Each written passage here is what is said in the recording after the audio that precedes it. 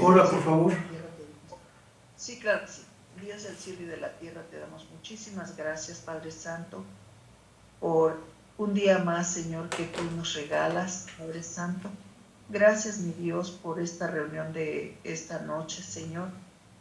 Permite que podamos entender tu palabra, Señor, lo que tú tienes para el día de hoy para nosotros, Padre mío.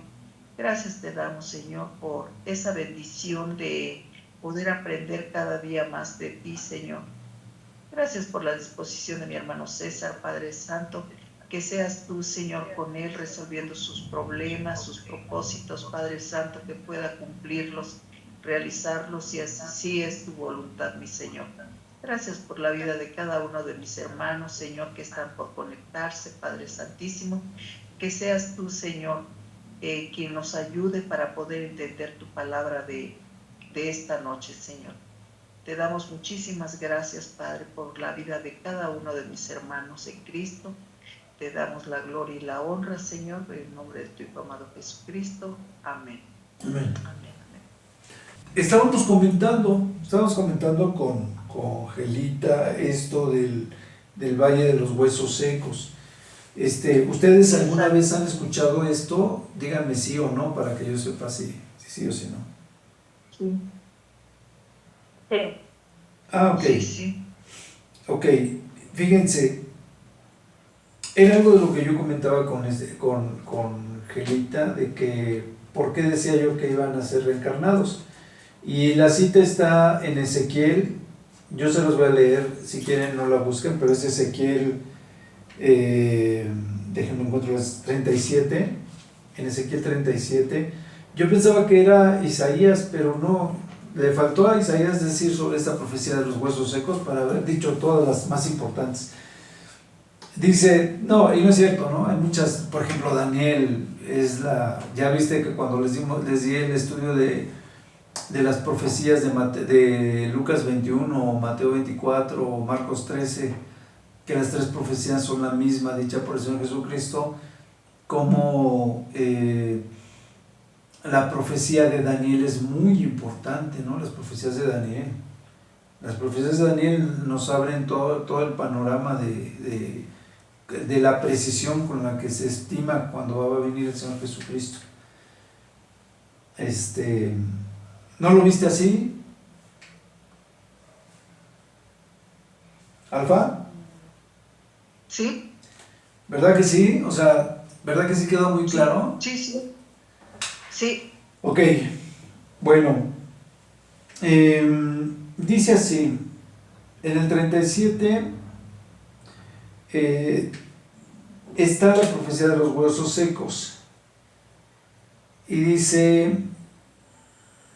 en el versículo 3 del capítulo 37 de Ezequiel, dice: y me dijo, hijo de hombre, ¿vivirán estos huesos? Y dije, Señor Jehová, tú lo sabes. Me dijo entonces, profetiza sobre estos huesos y diles: huesos secos, oíd palabra de Jehová. Así ha dicho Jehová el Señor a estos huesos: he aquí, yo hago entrar espíritu en vosotros y viviréis, y pondré tendones sobre vosotros, y haré subir sobre vosotros carne, y os cubriré de piel, y pondré en vosotros espíritu y viviréis, y sabréis que yo soy Jehová. ¿No?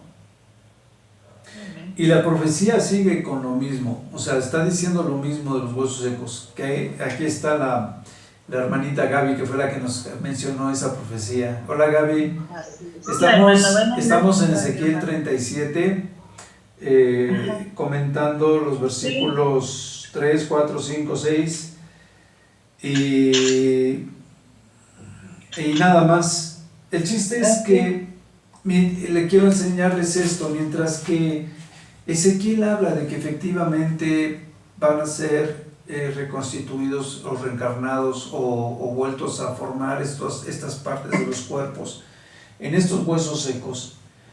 Decía Gelita, ¿no? Y es un punto muy importante, que decía Gelita que ella pensaba que pues para ella la reencarnación, porque pues así se utiliza en otras sectas o religiones, que cuando hablan de la reencarnación pues están hablando de que vas a reencarnar en algún ave, en otra persona, o en un animal, o cosas por el estilo, dependiendo de te haya ido y cuál sea tu suerte, ¿no? Yo creo. Pero lo importante en esto es que en cierta forma estaba yo analizando esto que decía Angelita y no deja de ser cierto que parte de alguien del pueblo de judío tal vez vaya a ser reencarnado, tal vez nosotros también, o resucitado, como quieran verlo. Entonces, el caso es que mientras que da el detalle de cómo va a ser esto de la piel, hasta la piel, fíjense, los huesos, los músculos, la piel, todo va a ser otra vez restituido. Dice Isaías 50, en 1 Corintios 15, si quieren dejen apartada la página porque la vamos a ver después. En 1 Corintios 15, ya ven que les digo yo mucho que tienen que analizar y meditar y aprenderse, no aprenderse los textos que no quieran, sino aprenderse más o menos el concepto de lo que dice 1 Corintios 15, porque trae unas cosas muy importantes para poder evangelizar a otros. Entonces, yo decía prácticamente toda la estructura de un evangelismo está ahí en 1 Corintios 15. Pero dentro de lo que dice 1 Corintios 15, por ejemplo, en el 35, dice, déjenme ver dónde anda, dice en el 35, pero dirá alguno, ¿cómo resucitarán los muertos? ¿Con qué cuerpo vendrán? Y entonces el Señor empieza a hablar, dice, necio, lo que tú siembras no se vivifica sino muere antes, primero tenemos que morir para ser vivificados. Dice, se siembra en cuerpo, y lo que se siembra no es el cuerpo que ha de salir, sino el grano desnudo, ya sea de trigo o de otro grano. Pero lo importante de esto es que dice, que más en el 39 dice, no toda carne es la misma carne, sino que una es la carne de los hombres, otra es la carne de las bestias, y otra es la carne de los peces y de las aves. Y hay cuerpos celestiales y cuerpos terrenales, ¿no? Y una es la gloria de los celestiales y otra la gloria de los terrenales. Y entonces dice, una es la gloria del sol, otra la de la luna, y así y las estrellas y demás. ¿A qué es a lo que voy? Dice la Biblia que una vez muerto, el muerto ya nada sabe. No recuerdas, ya lo habíamos comentado en algunas otras clases, no recuerdas, no sabes nada de tu pasado, no nada, para que precisamente no tengas aflicción de los que se quedan en la tierra, ¿no? Y en el caso de Lázaro y el rico que platicaba yo, pues ellos sí tenían conciencia, sí recordaban y demás, y estaban, por otro lado, diciendo que decía el rico, ¿no? que les llevaran el mensaje a su familia. Entonces, una vez que morimos, decía yo que nuestro espíritu está en la presencia de Dios. Cuando habla de que no recordamos nada, tal vez se refiere a aquellas partes donde podemos tener aflicción o alguna otra cosa, y que no tenemos contacto con los de la tierra. Sin embargo, y lo vimos con Saúl, si alguien llama a como estos hechiceros o profetizas, o ¿qué fue lo que fue? A una divina, a una hechicera, algo así. Fue Saúl para consultar al profeta, era Jeremías, si no mal recuerdo. Entonces, cuando lo manda a llamar, él le dice, ¿por qué me incomodas? ¿No? Le dice, ¿no sabes que nos estaba prohibido venir aquí? O cosas así. Entonces, ¿por qué me importunas? Algo así le dice. El caso es que, yo sé que estoy brincando de un lado a otro, pero quiero dar una idea en general.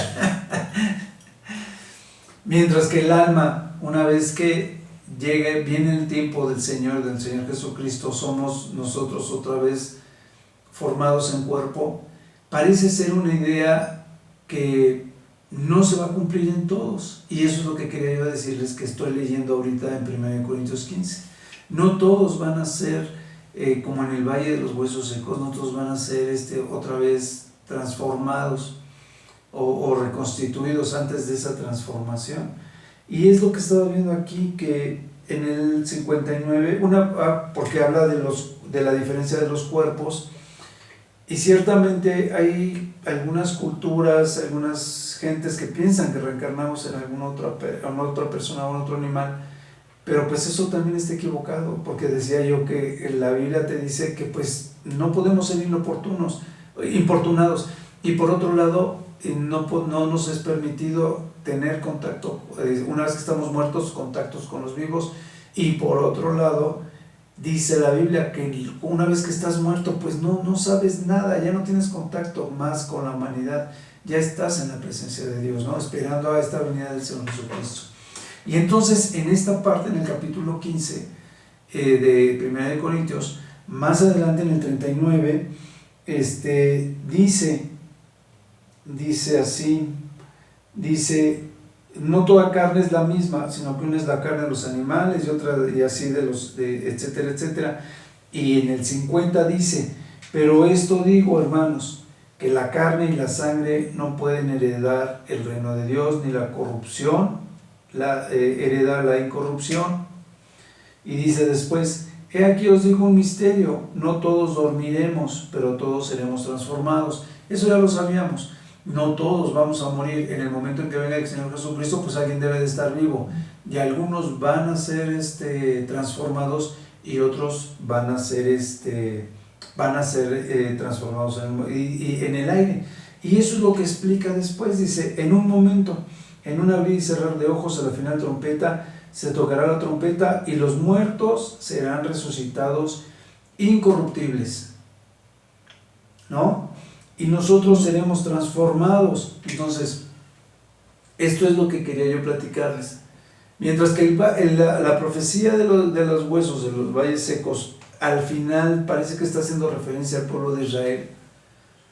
Por otro lado, en esta parte de 1 Corintios, parece decir que una vez que nosotros seamos, que fíjense, dice, a la final trompeta, o sea, todos sabemos que cuando toca la trompeta es cuando viene el Señor Jesucristo como el Mesías reinante, y todos los que están muertos, ¿no?, van a resucitar. Dicen, los que estén muertos serán resucitados, pero serán resucitados ya incorruptibles. En esta parte de la Biblia, en 1 Corintios, dice que van a ser resucitados ya incorruptibles, no que van a ser resucitados a ese cuerpo mortal y que en el aire vamos a ser transformados a ese cuerpo incorruptible. Pero en otros pasajes bíblicos sí dice que en el aire vamos a ser transformados y que en el aire nos encontraremos con el Señor Jesucristo. Entonces puede ser que lo que se empiece a mover en nosotros sea esa alma que sale y sea transformada en el aire a ese cuerpo incorruptible donde vamos a estar en la presencia del Señor Jesucristo. Pero no precisamente primero vamos a ser encarnados como se deja pensar en el valle de los huesos secos. Y aquellos que estén vivos, esos serán transformados en su momento y serán encontrados con el Señor Jesucristo. Entonces, tal vez Gelita tuviese razón en el sentido de que pues no precisamente todos llegamos a ser encarnados, ¿no? Ahora, al estar analizándolo, pues ahora ya me quedó más grande la duda que antes. ¿No? Se te amplió. Sí, y sí me entendieron, ¿no? Sí las pude hacer bolas, porque si no, no lo hice bien. Porque es lo que yo les digo. En esta parte de la Biblia, en 1 Corintios 15, el 52, desde el 51 dice, he aquí os digo un misterio, no todos dormiremos, pero todos seremos transformados. Todos vamos a ser transformados, no hay vuelta de hoja. Entonces, ¿qué hace mención el primero? Hace mención a los que ya están muertos. Y dice, en un momento, en un abrir y cerrar de ojos, a la final trompeta, cuando viene el Señor Jesucristo. Porque se tocará la trompeta y los muertos serán resucitados incorruptibles.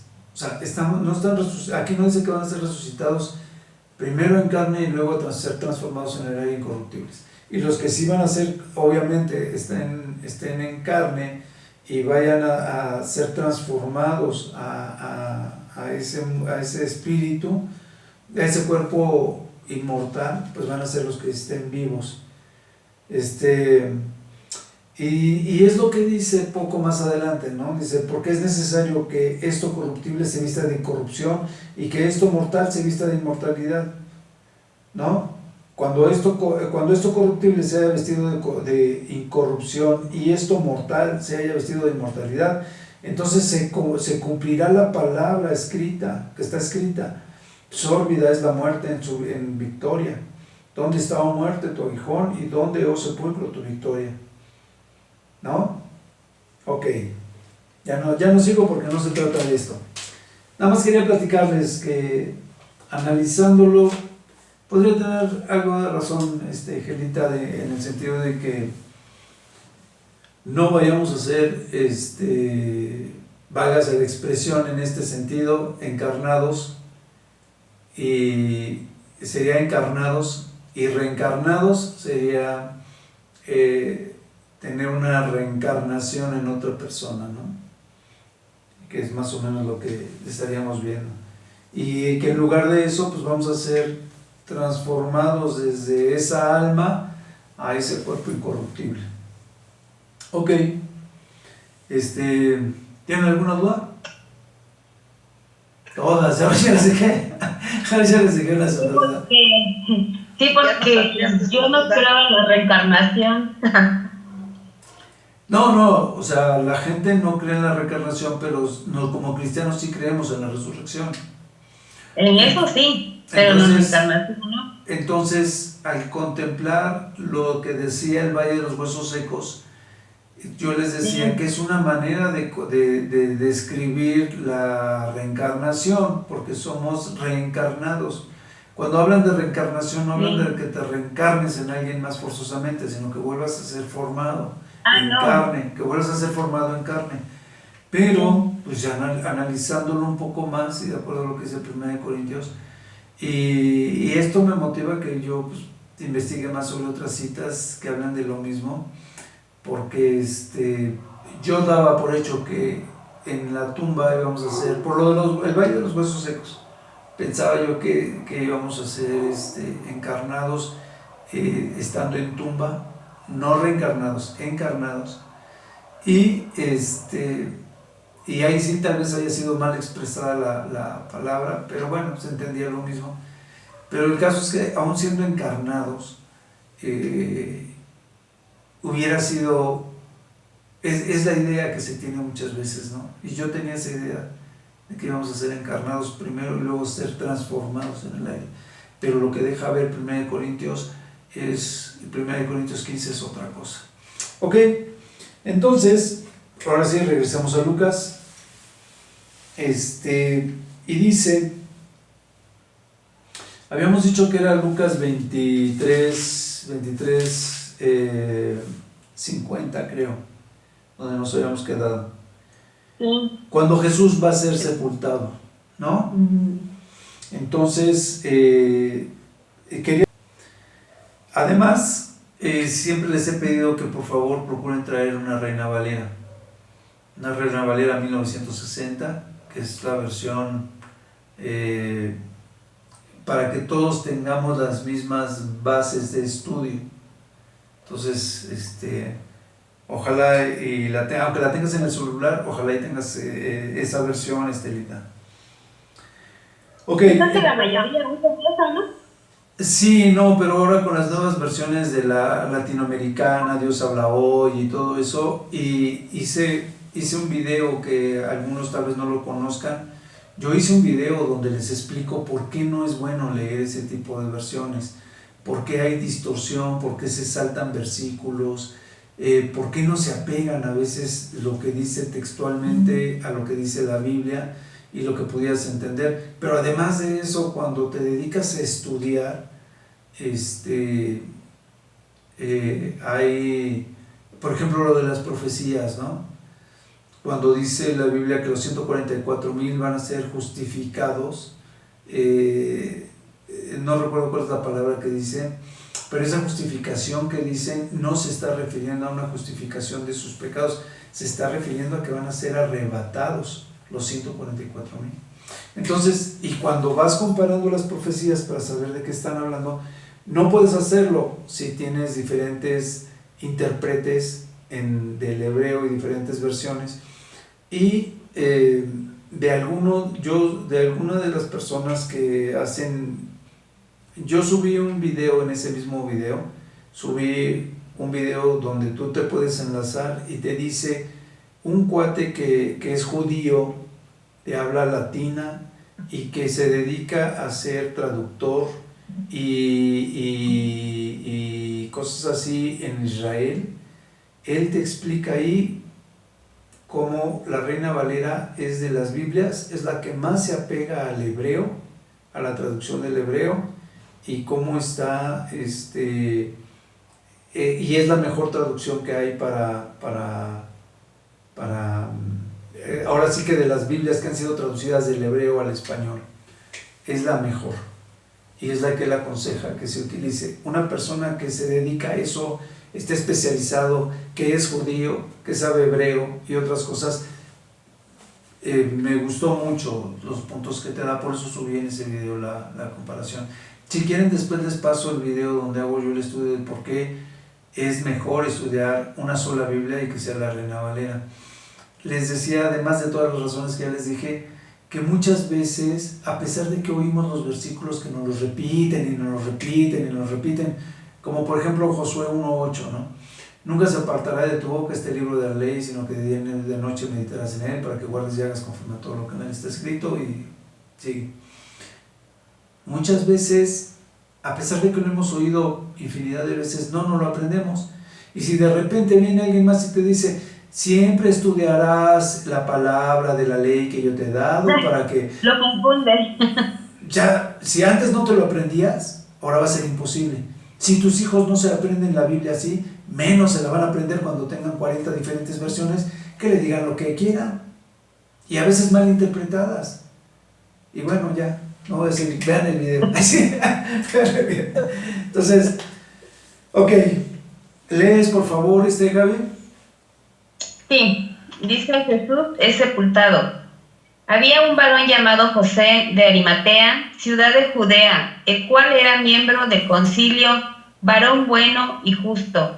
Que también esperaba el reino de Dios, y no había consentido en el acuerdo ni en los hechos de ellos. Fue a Pilato y pidió el cuerpo de Jesús, y quitándolo lo envolvió en una sábana y lo puso en un sepulcro abierto, en una peña, en el cual aún no se había puesto a nadie. Era día de la preparación y estaba para comenzar el día de reposo. Y las mujeres que habían venido con él desde Galilea siguieron también y vieron el sepulcro y cómo fue puesto su cuerpo. Y vueltas prepararon especias aromáticas y ungüentos y descansaron el día de reposo conforme al mandamiento.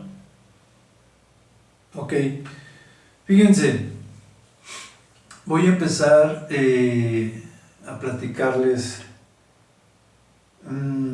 José de Arimatea era un hombre de dinero, tenía un sepulcro, ¿no? Y el sepulcro lo había comprado y eran caros. Era como tener de estas capillas que usan para los entierros y demás, no cualquiera puede comprarlas.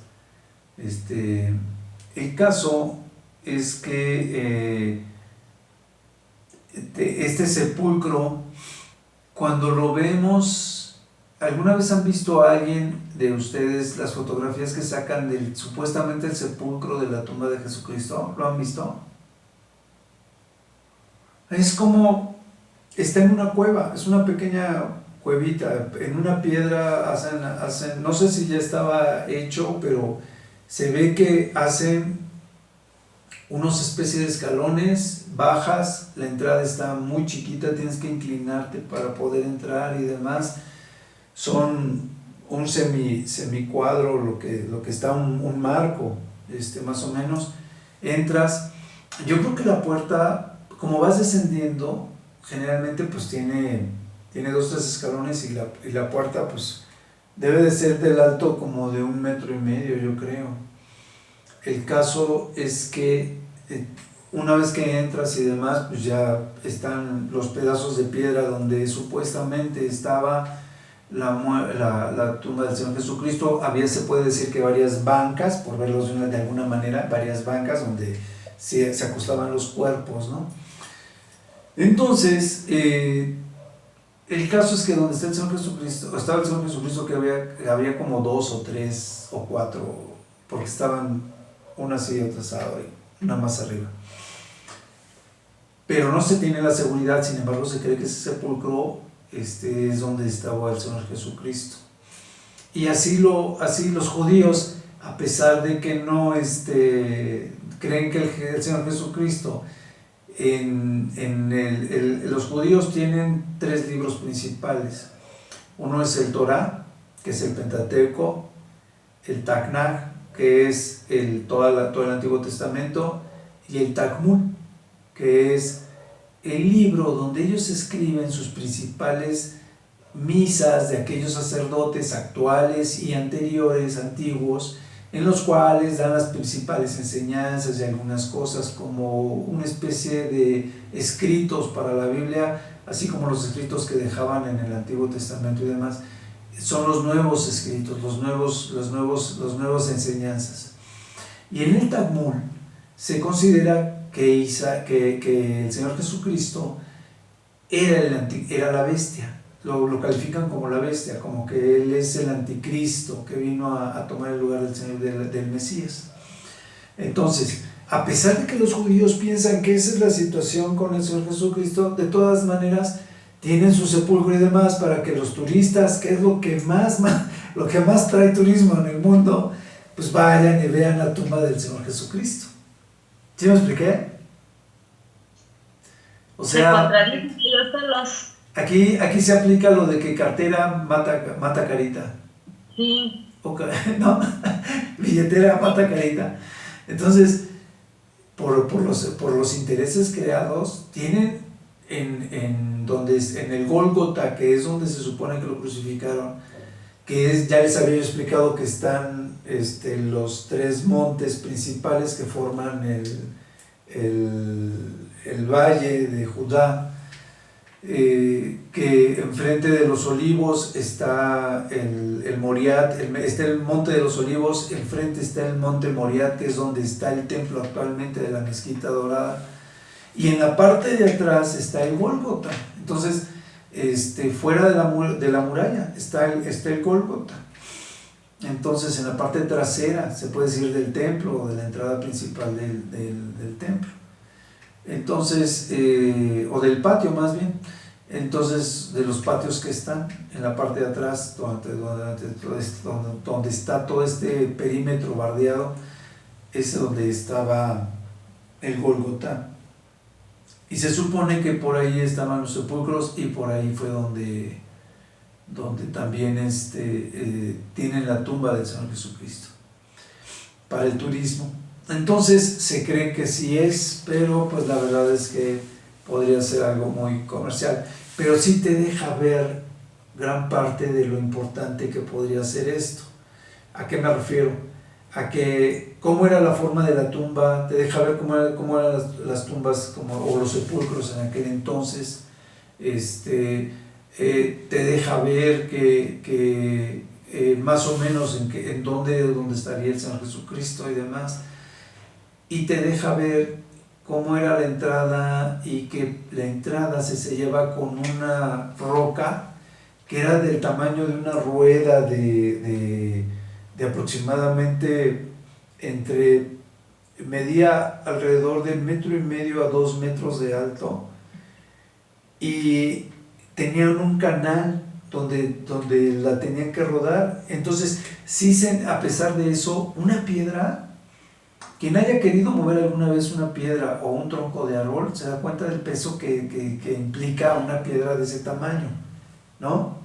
Entonces, por eso, aunque era redonda, se necesitaban varios hombres para rodarla, para cerrar. Pero dicen que había una especie de canalito. donde la rodaban. Sí, eso es lo que dije. Ahí. Ajá, había una especie de canalito para poderla rodar, Así porque era una es. piedra muy pesada. Así es. Entonces, esas piedras tan pesadas, era una piedra, el canal medía alrededor de unos 25 centímetros de ancho, algo así. Unos 25 centímetros el canal. La piedra pues debería de ser más o menos del mismo tamaño. El caso es que en este sepulcro también aparece el sello. El sello, cuando sellaban la tumba, generalmente no la sellaban, pero en el caso de la tumba del Señor Jesucristo, mandaron sellarlo, y ese sello, y ponerles guardias cuando muere el Señor Jesucristo. Y ese sello es un sello que era un clavo que se ponía en la parte de arriba para que no se pudiese rodar, no se pudiese volver a abrir la puerta. O sea, giraba hacia un lado, cerraba, poniendo el sello, que era ese clavo, ya no se podía rodar, ¿no? No se podía abrir. Entonces, en parte de la Biblia se dice que ese sello fue roto. Si no me recuerdo, si no estoy divagando, porque luego al estar viendo las cosas de la historia y demás, ya no sé qué estoy viendo en la Biblia y qué no. Digo, porque lo vengo recordando meses después, ¿no? Entonces, no me acuerdo si fue en History Channel donde lo vi, pero bueno, no importa. El caso es que esa puerta, esa piedra, por eso cuando las mujeres se dirigían hacia el sepulcro del Señor Jesucristo, dicen: ¿y quién nos va a abrir esta puerta? ¿No? ¿Quién nos va a ayudar a abrir la puerta? O sea, a girar, a quitar la piedra. Y decía yo, una piedra normal, se las voy a poner muy rápido. Una cubeta pesa 20 kilos, ¿no? Una cubeta de agua pesa 20 kilos. Bueno, pues si fuera de piedra, pesa alrededor de unos 30, 35 kilos ese tamaño. Entonces se vuelve mucho más pesado. Entonces es más denso que el agua, ¿no? Es más pesado que el agua. Entonces, a lo que voy es que una piedra de ese tamaño, cargarla, del tamaño de una cubeta, pues da muchísimo trabajo. Y mover una piedra que mida 2 metros o 1,5 metros, y de 1,5 metros a 2 metros, por muy redonda que esté y por mucho que la puedas girar, la verdad es que está pesado, ¿no? Nada más se los pongo para que vayan dándose una idea. Ya saben que yo les pongo ejemplos para que ustedes se vayan metiendo en eso, ¿no? Lo vayan viviendo, lo vayan conociendo. Entonces, decía yo que José de Arimatea, a pesar de ser del concilio, tenía este sepulcro, pero no coincidía con las ideas de ellos, ¿no? Él era seguidor del Señor Jesucristo, y dice, él no había consentido con el acuerdo de que habían tenido ellos, ¿no? Eso lo dice el 51, y que por eso en el 52 dice que pide el cuerpo del Señor Jesús. Entonces, al quitarlo de la cruz, lo envuelven en la sábana y lo ponen en el sepulcro, ¿no? El sepulcro estaba abierto y dice que estaba en la peña, porque les decía yo que este sepulcro que se cree que es el Señor Jesucristo es un sepulcro que fue construido, que en la piedra hicieron la cavidad para hacer el sepulcro. A eso es a lo que se refiere. Y por eso dice que fue puesto en la peña, en la piedra, porque fue tallado el sepulcro dentro de la piedra para poder enterrar a quien fuese a enterrar. Y en este caso fue para el Señor Jesucristo. Era un sepulcro que nadie había utilizado, ¿no? Y entonces, aquí es donde yo les hacía la referencia que viéramos de Isaías 53. Entonces, en Isaías 53, 9, vamos a Isaías 53, 9. Entonces, en Isaías 53, 9, dice: y se dispuso con los impíos su sepultura, mas con los ricos fue en su muerte. Primero, se pensaba, pues él se iba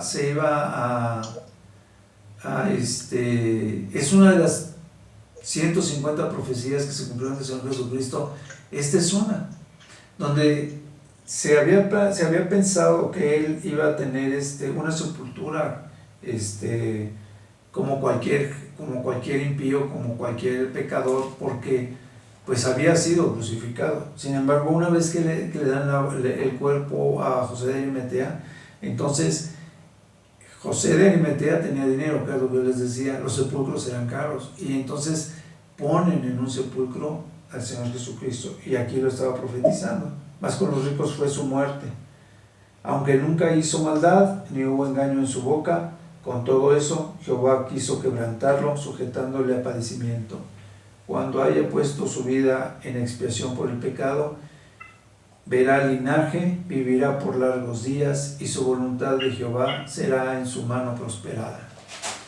O sea, la salvación del mundo en las manos del Señor Jesucristo a través de esta manifestación de su muerte, ¿no? Y entonces, esta es la parte de lo que yo les platicaba, ¿no? Y lo vamos a ver más adelante, bueno, lo estamos viendo ahorita. Y entonces dice que fue en la peña, fue en la piedra, en esta piedra tallada donde meten al Señor Jesucristo. Y era el día de la preparación y estaba para comenzar el día de reposo. O sea, prepararon su cuerpo y venía el día de reposo. Entonces, como era el día en que ellos tenían que descansar, que no podían hacer absolutamente nada, y les decía yo que a veces la máxima distancia, que estaba autorizada para recorrer, algunos dicen que era entre 700 y 900 metros en el día. O sea, se supone que no puedes recorrer más de esa distancia porque entonces pecabas, ¿no? Entonces, 700 o 900 metros, pues no era nada. O sea, prácticamente tenías que estar todo el día en tu casa, ¿no? Metido y no hacer nada, absolutamente nada, y dedicárselo al Señor. Dice: lo envolvió en una sábana en el 53 y lo puso en el sepulcro abierto en la peña, en el cual no se había puesto aún a nadie, ¿no? Entonces dice, era día de la preparación y estaba para comenzar el día de reposo. Y las mujeres que habían venido con él desde Galilea siguieron también y vieron el sepulcro y cómo fue puesto su cuerpo. Y vueltas prepararon especias aromáticas y ungüentos y descansaron el día de reposo conforme al mandamiento, ¿no? Entonces, conforme al mandamiento no podían hacer nada, pero ya tenían todo preparado para ir y preparar el cuerpo del Señor Jesucristo con estos ungüentos y las especias y demás. Entonces, esta es la parte donde ven en qué parte habían metido en la peña al Señor Jesucristo y se habían predispuesto para regresar después, que es lo que vimos en los otros evangelios y que es lo que vamos a ver seguramente en el libro de Juan, ¿no? Entonces viene la resurrección. Dice, ¿lo lees por favor, Alfa? Sí. La resurrección. El primer día de la semana, muy de mañana, vinieron al sepulcro trayendo las especias aromáticas que habían preparado y algunas otras mujeres con ellas. Y hallaron removida la piedra del sepulcro. Y entrando, no hallaron el cuerpo del Señor Jesús. Aconteció que estando ellas perplejas por esto, he aquí, se pararon junto a ellas dos varones con vestiduras resplandecientes. Y como tuvieron temor y bajaron el rostro a tierra, le dijeron, ¿por qué buscáis entre los muertos al que vive? No está aquí, sino ha resucitado. Acordaos de lo que os habló cuando aún estaba en Galilea, diciendo, es necesario que el Hijo del Hombre sea entregado en manos de hombres pecadores y que sea crucificado y resucite al tercer día. Entonces ellas se acordaron de sus palabras y volviendo del sepulcro dieron nuevas de todas estas cosas a los 11 y a todos los demás. Era María Magdalena y Juana, y María, madre de Jacobo, y las demás con ellas, quienes dijeron estas cosas a los apóstoles. Mas a ellos le parecían locura las palabras de ellas y no las creían. Pero levantándose Pedro, corrió al sepulcro y cuando miró dentro, vio los lienzos solos y se fue a casa maravillándose de lo que había sucedido. Ok. ¿Hasta ahorita alguien quiere comentar algo? Entonces venía el domingo, comenzaba el primer día de la semana. Y entonces ellas vienen muy de mañana, ¿no? Entonces ya venían con estas especias y las especias aromáticas y todo listo para preparar el cuerpo del Señor Jesucristo. ¿Serían como las 6 de la mañana? ¿Mandé? ¿Serían como las 6 de la mañana? Sí, ¿se acuerdan cuando les platiqué cómo se manejaban las vigilias de la noche? Sí. Las 4 vigilias de la noche comprendían de 3 horas, eran de las 6 a las 9, de las 9 a las 12, de las 12 a las 3 y de las 3 a las 6. Entonces, esas eran las vigilias de la noche. La primera hora de la mañana, pues obviamente era de las 6 a las 7, ¿no? Uh-huh. De las 7 a las 9, de las 7 a las 8 y así sucesivamente, y a partir de entonces se contaba la hora novena, que es cuando muere el Señor Jesucristo, le tienes que aumentar las 6 horas de la mañana, y en la hora novena en que muere el Señor Jesucristo, pues eran las 3 de la tarde. Sí. ¿Ok? Bueno. Sí. Entonces, sí, se dice en algunas partes dice muy de mañana, todavía no amanecía, ¿no? Entonces, aquí, no recuerdo si en alguna de los evangelios diga que es a la primera hora en la última hora de la vigilia, a la primera hora de la vigilia o pasada de la vigilia, ¿no? Pero bueno, se supone que sí ha de haber sido como a las 6 de la mañana, que apenas estaba amaneciendo. Y entonces vienen el domingo en la mañana y ya no hallan el cuerpo del Señor Jesucristo.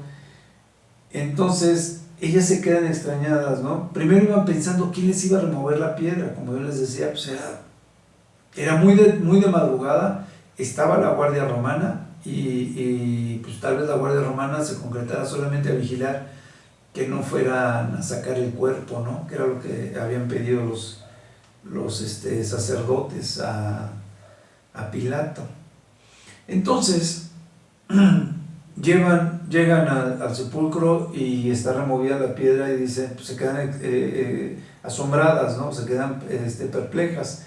Y entonces dice, se paran 2 varones con vestiduras resplandecientes. O sea, ya cuando dicen, ya desde que se paran 2 varones con vestiduras resplandecientes, ya estaban perplejas. Y entonces se paran 2 hombres con vestiduras resplandecientes, pues quedaron, la siguiente palabra es, se quedaron atónitas. Entonces, resulta que dice, empiezan ellas a tener temor, ¿no? Porque por estos hombres... Miedo. Sí. Tuvieron miedo. Entonces, fíjense, bajan el rostro a tierra. Cuando bajan el rostro a tierra, quiere decir que tal vez cayeron hincadas, no postradas.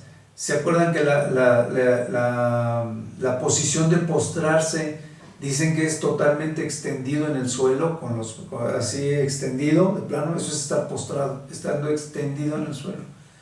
Entonces, ellas aquí dice que caen con el rostro a tierra, ¿no? O sea, se caen hincadas, por decirlo. Y entonces dice, ¿por qué buscáis entre los muertos al que vive, no? Le dicen, ¿por qué buscan al que vive? Y entonces le dice, no está aquí, sino que ha resucitado. Y entonces dice, ¿se acuerdan de que cuando les habló, cuando estaban en Galilea, les dice, y después les estuvo diciendo que era necesario que el Hijo del Hombre fuese entregado en manos de los hombres pecadores y que sea crucificado y resucitado al tercer día? El Señor ya les había planteado todo lo que iba a pasar y todavía no lo podían entender. En las profecías ya estaba escrito que el Señor iba a morir y a resucitar al tercer día, así como lo dice 1 Corintios 15, que ya estaba profetizado, que iba a morir y que iba a resucitar al tercer día. Todo eso estaba profetizado. Lo dice en 1 Corintios 15:3. Entonces, 3 y 4. Entonces, ya estaba profetizado ese detalle, que hasta el tercer día. Y sin embargo, ellos, lo hemos platicado varias veces, se los decía durante todo el tiempo que anduvieron con él, y más cuando se acercaba el tiempo del final de que iba a ser crucificado, y ellos no terminaban de entenderlo. Entonces, y aquí lo dice, ¿no? Está en Mateo, digo, los que tenemos anotaciones en la Biblia, pues sabemos que está en Mateo 16, en Marcos 8, en Lucas, y así sucesivamente. Entonces, y en Juan. Entonces, nada más que como apenas vamos en el libro de Lucas, pues obviamente no aparecen más allá del libro de Lucas. Entonces, el caso es que ellas recuerdan lo de las palabras. Y entonces, les dicen, volviendo ellas, salen del sepulcro, se van del sepulcro hacia donde están los apóstoles para avisarles de todas esas cosas. Y dice que las que iban diciéndoles, las que estaban como dirigentes, porque dice que las que iban con ellas, más otras mujeres, lo veíamos en el versículo creo que 2 o 1 o 2, y dice que era María Magdalena y Juana y María madre de Jacobo y las demás con ellas. Y entonces ellas, en forma colectiva, les están dando testimonio a los apóstoles, y los apóstoles no les creen. Pero, como siempre, Pedro se levanta y sale corriendo al sepulcro, ¿no? Y dicen que Juan le sigue, en otros evangelios Juan sale tras de él, y Juan lo rebasa en el camino y Juan llega primero. Pero a lo que vamos es que, aquí no lo dice, pero así pasó. Entonces, sale corriendo Pedro a ver si efectivamente lo que ellos habían dicho de que la piedra había sido removida, y que la tumba estaba vacía, si era cierto, ¿no? Y entonces llega y ve los lienzos que están solos, y entonces dice que se va a casa maravillado, ¿no? De esto que había sucedido. Yo creo que aquí Pedro entonces ya comprende que lo que dijeron las Marías y demás, pues sí era cierto. Entonces, hasta ahí está, ¿no? Entonces sigue y dice, en el camino a Emaús, he aquí 2 de ellos iban el mismo día a una aldea llamada Emaús, que estaba a 60 estadios de Jerusalén. 60 estadios creo que eran como 400 metros. Entonces dice, 60, un estadio eran 400 metros más o menos, si no me recuerdo.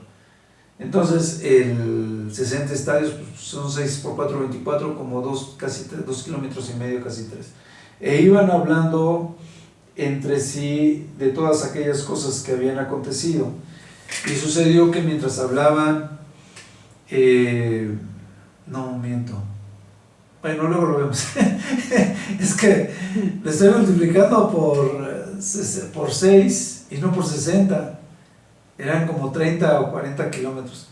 Dice, y sucedió que mientras hablaban y discutían entre sí, Jesús mismo se acercó y caminaba con ellos. Mas los ojos de ellos estaban velados para que no le conociesen, y les dijo, ¿qué platicáis con estas cosas ¿qué platicáis? ¿Qué pláticas son estas que tenéis entre vosotros mientras camináis? ¿Y por qué estáis tristes? Respondiendo uno de ellos, que se llamaba Cleofas, le dijo, ¿eres tú el único forastero en Jerusalén que no ha sabido las cosas que en ella han acontecido en estos días? Entonces él les dijo, ¿qué cosas? Y ellos le dijeron, de Jesús Nazareno, que fue varón profeta, poderoso en obra y palabra, delante de Dios y de todo el pueblo, y cómo le entregaron los principales sacerdotes y nuestros gobernantes a sentencia de muerte y le crucificaron, pero nosotros esperábamos que él era el que había de redimir a Israel, y ahora, además de todo esto, hoy es ya el tercer día que esto ha acontecido, aunque también nos han asombrado unas mujeres de entre nosotros las que antes del día fueron al sepulcro. Y como no hallaron su cuerpo, vinieron diciendo que también habían visto visión de ángeles, quienes dijeron que él vive. Y fueron algunos de nosotros al sepulcro y hallaron así como las mujeres habían dicho, pero a él no le vieron. Entonces él les dijo: oh insensatos y tardos de corazón para creer todo lo que los profetas han dicho. ¿No era necesario que el Cristo padeciese estas cosas y que entrara en su gloria?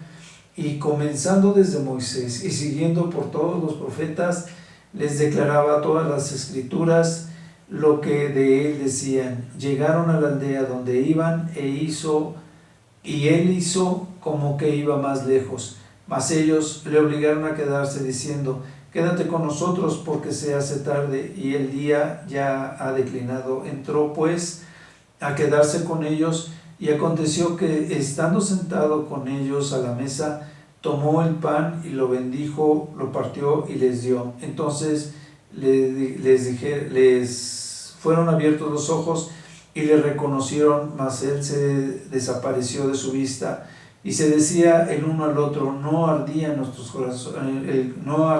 corazón en nosotros mientras nos hablaba en el camino y cuando nos abría las escrituras. Y levantándose en la misma hora volvieron a Jerusalén y hallaron a los 11 reunidos y a los que estaban con ellos, que decían: ha resucitado el Señor verdaderamente y ha aparecido a Simón. Entonces ellos contaban las cosas que les había acontecido en el camino y cómo le habían reconocido al partir el pan. Ok, está muy padre. Y les habla de varias cosas. Dice, ellos ya habían escuchado a las mujeres, ya se iban, tenían que irse a Emaús, y entonces se junta el Señor Jesucristo y ellos no lo pueden reconocer porque sus ojos estaban velados, ¿no? Cuando ellos le dice el Señor Jesucristo: ¿de qué cosas hablan? Y entonces le dice: eres el único extranjero que no ha sabido de lo que pasó con el Señor Jesucristo. Y aquí es algo muy importante, ¿no? Porque dice que quienes lo entregan, el reconocimiento de quienes lo habían entregado, pues eran los principales sacerdotes y los gobernantes de Israel, ¿no? Entonces, no sé si aquí se refiere a los gobernantes romanos, pero además de los gobernantes romanos, pues había ciertas autoridades que pues estaban dirigidas principalmente por los ancianos y los sacerdotes, ¿no? Como lo dice aquí. Entonces dice,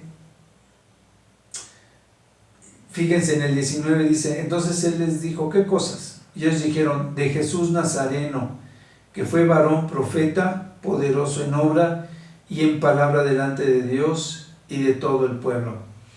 ¿Se acuerdan que yo les decía que muchos pensaban que él era el Mesías? Lo estrujaban y demás, y cuando pregunta a él: ¿quién dicen las gentes que soy? Y ellos dicen: no, pues que tú eres el profeta Elías, que tú eres un profeta, y dice Pablo: tú eres el Mesías, el Hijo de Dios, ¿no? Pero ya algunos sabían que él era el Mesías. Pablo, antes de ser llamado Pedro por el Señor Jesucristo, su hermano, ya le había dicho que él era posiblemente el Mesías, ¿no? Porque el hermano era seguidor de Juan, y como él era discípulo de Juan, el hermano, pues había escuchado hablar al Señor Jesucristo, y entonces él se imaginaba que él era el profeta.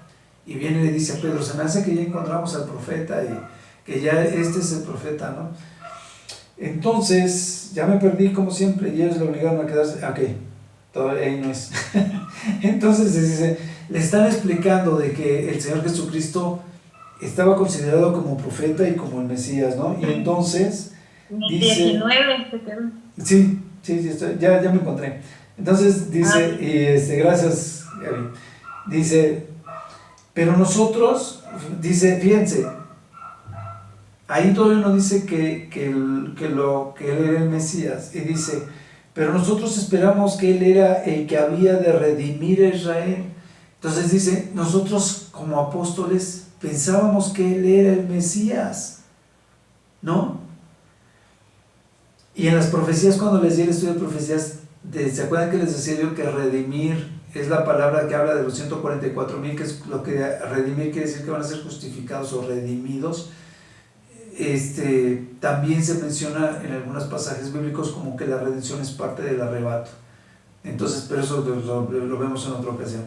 El caso es que cuando veamos los 144,000, el caso es que esa redención, también se habla de esa redención en Israel, de Israel, cuando ellos le están preguntando, cuando hablan en Daniel, hablan de la redención, de cuando el pueblo judío va a ser redimido al final del tiempo de la opresión de la bestia. Y aquí vuelve a hablar de lo mismo, que Él era el que había de redimir al pueblo de Israel. Entonces, por eso es que le dicen, cuando le preguntan en Mateo 24, le dicen, y de tu venida, ¿no? Del fin de los tiempos y de tu venida, ¿cuáles van a ser las señales? Y es cuando Él les menciona de todo esto. Entonces, ellos esperaban que Él fuese el Mesías, ¿no? Dice, y ahora, pues, está muerto, ¿no? Y ya es el tercer día, o sea, no resucitó conforme a las profecías, ¿no? O sea, ellos estaban afligidos porque no había resucitado conforme al tercer día, pero ya habían escuchado el testimonio de las mujeres de que sí había resucitado, de que los ángeles le dijeron que estaba resucitado y que el sepulcro estaba vacío, y ellos seguían como que esperaban algo más evidente, algo más. Ellos seguían esperando el Mesías reinante, y esa es la parte que los tenía como que vedados, como que no podían reconocer. ¿Por qué no? Si ya había resucitado al tercer día, se les mezclaban las profecías del Mesías humilde con las del Mesías reinante, y entonces ellos decían, bueno, si resucita el tercer día, entonces vienen sus ángeles y con ellos va a reinar el mundo, y yo creo que algo así se imaginaban. Entonces, por eso es, a pesar del testimonio de las mujeres y de los ángeles, de que ya había resucitado, de todas maneras ellos seguían tristes porque no habían visto todavía a los ángeles y al Señor venir en su venida, ¿no? Yo creo, eso es lo que me deja, la impresión que me deja el conocimiento que ellos ya tenían. Si ya conocían todo eso, ¿por qué estaban tristes? Pues porque esperaban al Mesías reinante, seguramente. Entonces dice, aunque nos han asombrado unas mujeres de entre nosotros, a las que antes de que amaneciera, fueron al sepulcro, ¿no? No hallaron su cuerpo, y también habían visto a unos ángeles y les dijeron que Él vive, y fueron algunos de los apóstoles y confirmaron esto, y les faltó decir, y pues nosotros seguimos esperando a que se manifieste como el Mesías reinante. Entonces dice, y seguimos tristes por eso, porque nomás no termina de aparecer. Entonces es cuando el Señor Jesucristo, en esas partes donde de plano lo desesperaban por su ignorancia, por su incredulidad y otras cosas, les dice, ¿no? Insensatos y tardos de corazón para creer todo lo que los profetas les han dicho. No era necesario que Cristo, el Mesías, ya les había dicho que Cristo era el sinónimo de Mesías. Entonces decían, no les he dicho que el Cristo padeciera, que era necesario que el Cristo padeciera estas cosas. No era necesario. Sí, pero no era, quiere decir que era necesario. Okay. Sí, o sea, él dice, no les estoy diciendo que era necesario o sea, no tenía que dejar de ser, es lo que están diciendo. Ajá. No era necesario, o sea, era necesario. Es una pregunta, ajá. Sí, era una pregunta. No era necesario. Entonces, dice, era necesario que Cristo padeciera estas cosas y que entrara en su gloria. Uh-huh. ¿No? Entonces, ya lo había padecido. El Señor Jesucristo, cuando está por tocarlo, una de las Marías le dice, no me toques porque no he subido al Padre. Entonces, de ahí pasó a su gloria.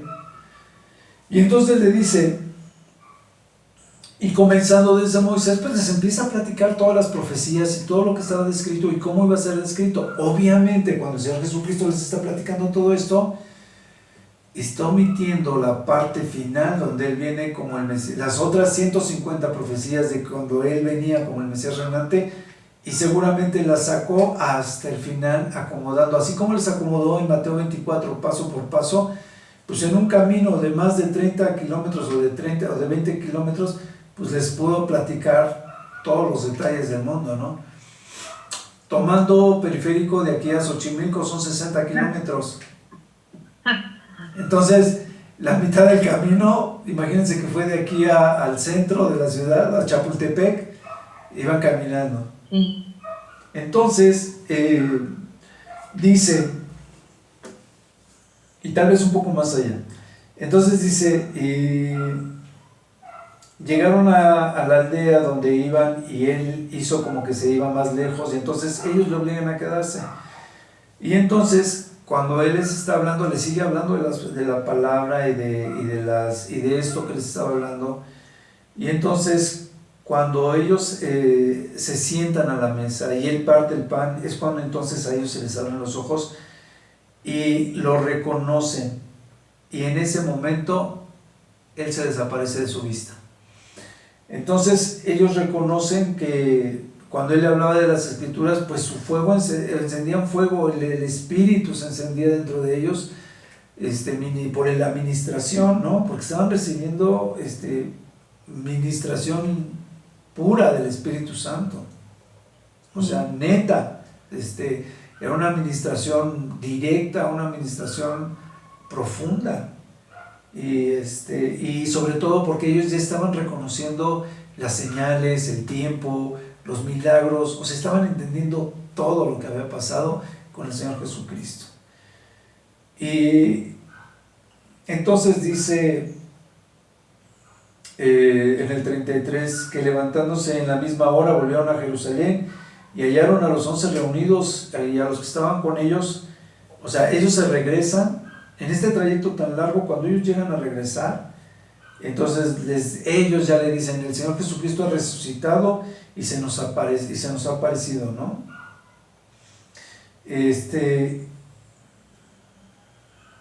Fíjense, dice, ha resucitado en el 34, ha resucitado el Señor verdaderamente y ha aparecido a Simón.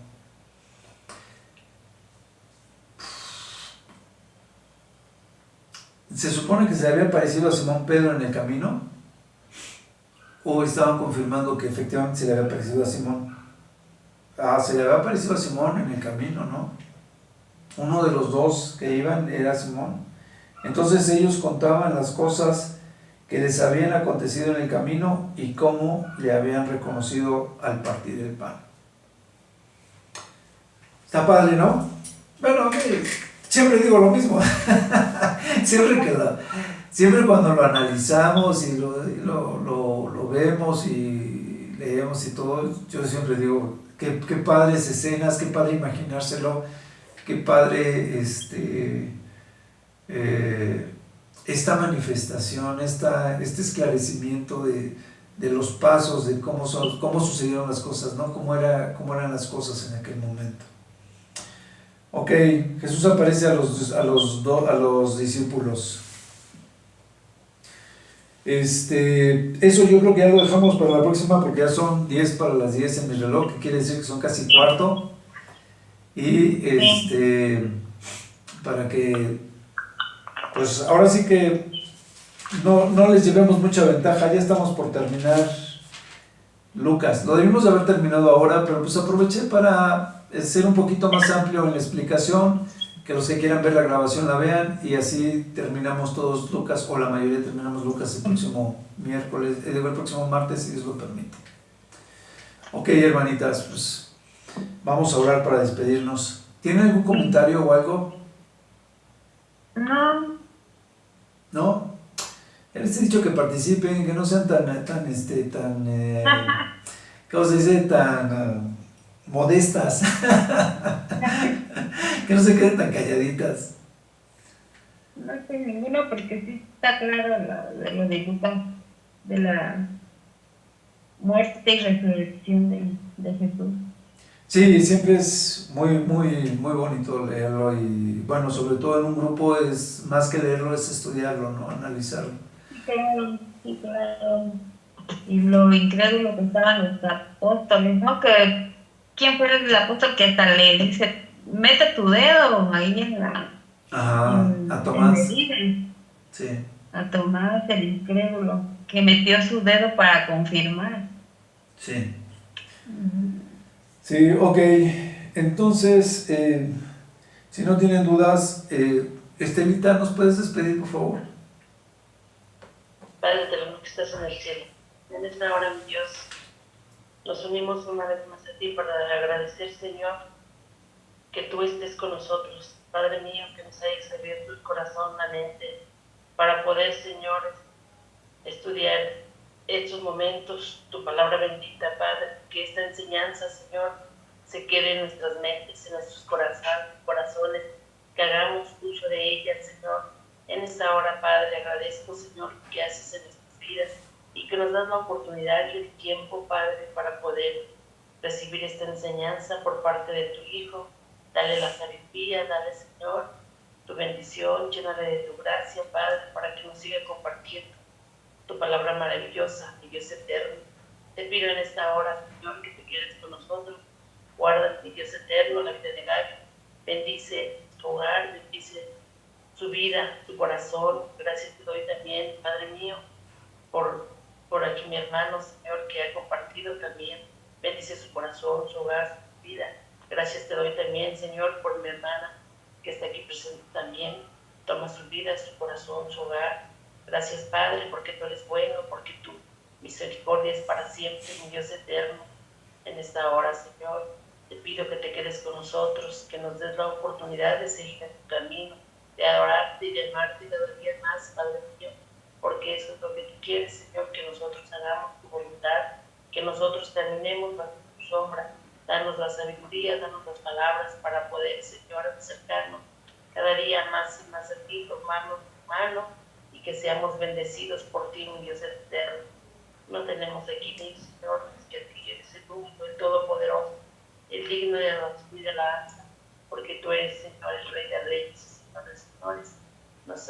Tenemos ese privilegio de conocer tu palabra, de conocer, Señor, tu camino.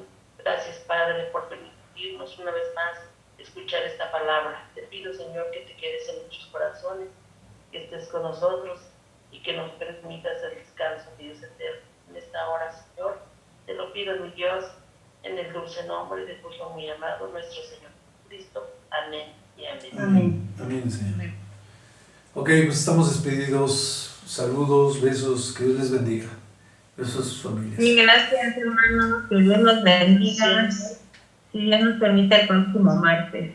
Sí, primero Dios. Amén, así sea.